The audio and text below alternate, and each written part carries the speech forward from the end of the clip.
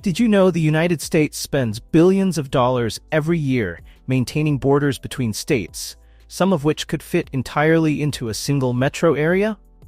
Yet, we hold on to these lines like they're sacred, when in reality, many states are so similar you'd need a GPS to know which one you're in.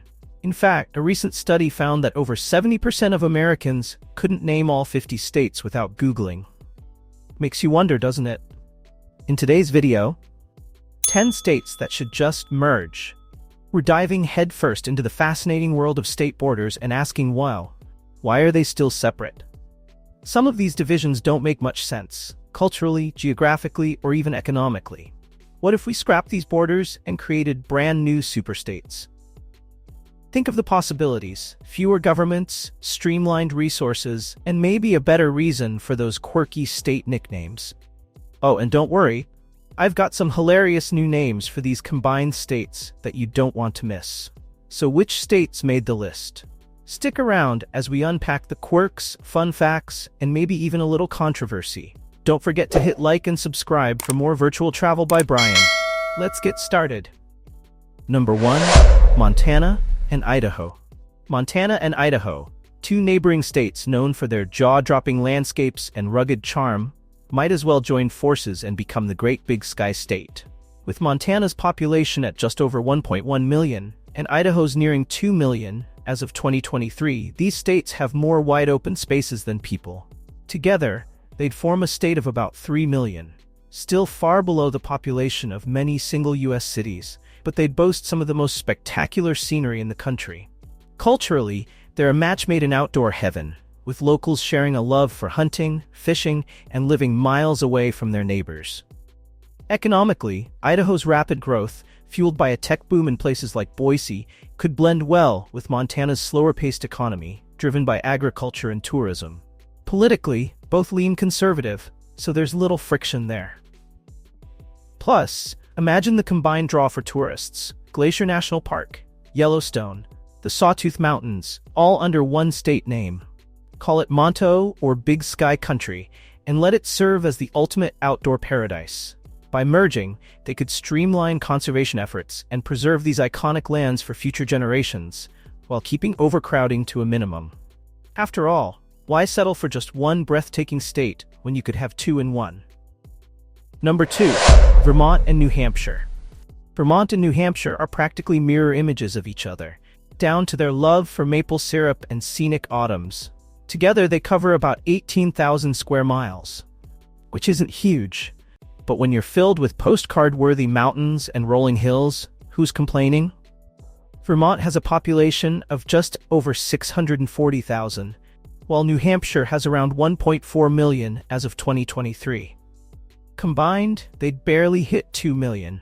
Still smaller than some major cities, but enough to pack a punch as a single state. Culturally, these two are a perfect match, sharing a love for flannel shirts, craft beer, and being the ideal weekend getaway for stressed-out city dwellers. Economically, their combined tourism industries could dominate the fall foliage game, while New Hampshire's lack of a state income tax could help sweeten the deal for Vermonters. Politically, things get interesting. Vermont leans progressive, while New Hampshire prides itself on its independent streak. But together, they could form a balanced, quirky state. And let's not forget the benefit of a shared coastline if you nudge New Hampshire's sliver of beachfront property into the mix. Call it Maple Peaks or New Vermontshire, and you've got yourself a charming, efficient state with a unified identity that screams New England charm. Honestly, they're already so similar. Why not make it official? Number 3. Nebraska and Kansas. Nebraska and Kansas, two states so alike you could drive through both and not notice the difference, might as well join forces and become the Corn Kingdom. With Nebraska's population at around 1.96 million and Kansas at 2.94 million as of 2023, a merger would create a formidable state of nearly 5 million people, enhancing political clout with more electoral college votes and stronger representation in Congress. Economically, the states are already agricultural powerhouses, with Nebraska leading in corn and Kansas in wheat production, and a unified state could solidify its position as America's breadbasket. Culturally, both states share Midwestern values of hard work, community spirit, and a love for college football, with the Cornhuskers and Jayhawks being central to their identities. Politically, they lean conservative, consistently backing Republican candidates, and a larger combined state could increase their influence on the national stage. Humorously dubbed Cornsylvania or Flatlandia, this new superstate would embody the best of both worlds, blending traditions and creating a richer cultural identity. With shared resources, unified policies, and a combined population, merging Nebraska and Kansas could lead to significant economic and political benefits, all while giving the region a playful new identity that celebrates its agricultural roots. Number 4. North Dakota and South Dakota. North Dakota and South Dakota, two states so similar that most people can't tell them apart, might as well drop the directional drama and unite as Dakota. With a combined population of just over 1.6 million, South Dakota at 900,000 and North Dakota at 775,000 as of 2023, they'd still be one of the least populated states in the country, despite covering a massive land area of over 147,000 square miles. That's roughly the size of Germany, but with more cows than people. Culturally, both states share a love for wide-open spaces, hardy Midwestern values, and a knack for surviving brutal winters. Economically, South Dakota's tourism-driven economy, thanks to Mount Rushmore and the Black Hills, would blend well with North Dakota's oil industry, which has been fueling its growth for years. Politically, they're both deep red states, so a merger wouldn't ruffle too many feathers. Simplifying government structures and combining resources could create a more efficient state with a unified identity. Plus, imagine the tourism boost. One state, two Dakotas worth of attractions, and no more confusion about which Dakota has what. Call it Dakota. Simple, clean, and true to its roots. Because really, do we need two Dakotas when one would do the job just fine? Number 5. West Virginia and Virginia. West Virginia and Virginia, two states split during the Civil War, might be better off reuniting as the United Virginias. With West Virginia's population just under 1.8 million and Virginia's at approximately 8.6 million, combining them would create a formidable state with over 10 million residents. Politically, Virginia's thriving economy, driven by tech industries, government contracts, and tourism, could help West Virginia diversify beyond its coal-dependent economy, which has been struggling for decades. West Virginia's natural beauty, from the Appalachian Mountains to its charming small towns, could boost a unified state's tourism appeal, while Virginia's more developed infrastructure and resources could revitalize the mountain state. Culturally, the two states share deep historical roots, yet West Virginia has retained its rugged, independent charm, making it the ideal complement to Virginia's more metropolitan vibe. Merging the two could streamline branding for tourism. Imagine one state promoting both the Shenandoah Valley and the New River Gorge, recently named a national park. Dubbed the United Virginias, or simply Virginia, this new state would enjoy combined strengths, more congressional representation, and a shared identity that bridges the past and the future. And let's face it, who wouldn't want to end family drama that's been dragging on since the 1860s? Hey, quick pause. If you're enjoying this deep dive into how some of these states could merge, make sure to hit that like button and let me know in the comments. Do you agree with these ideas, or do you have better suggestions?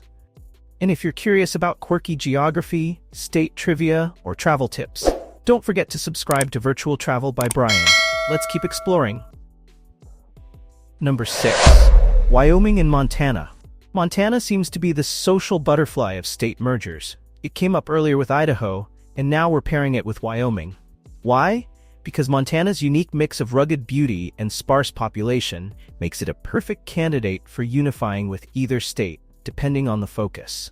While a Montana-Idaho merger emphasizes balancing growth and conservation, merging Montana with Wyoming creates an entirely different vision, a true Wild West mega-state.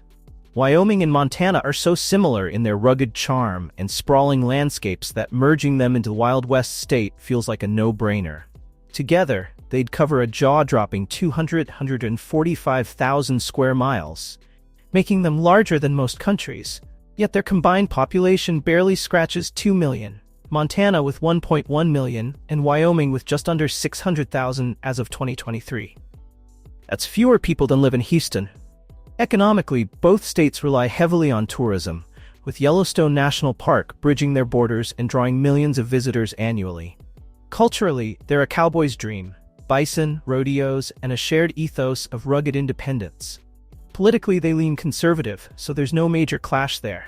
Imagine the combined draw of their stunning national parks, forests, and mountain ranges, all under one name. A unified Monteming would not only streamline tourism efforts, but also help preserve the natural beauty of these untamed lands. With fewer people per square mile than almost anywhere else in the US, it's the perfect place for solitude seekers, or those who want to yell into the void without interruption. Why keep them separate when their wide-open spaces, shared culture, and complementary economies already make them feel like one giant nature reserve? Let's call it Monteming and saddle up. Number 7. Delaware and Maryland. Delaware and Maryland might as well stop pretending and just become the Chesapeake State. Delaware, the second smallest state at just 1,949 square miles, feels more like Maryland's annex than a standalone entity, especially when you consider its population of 1 million pales in comparison to Maryland's 6.2 million as of 2023.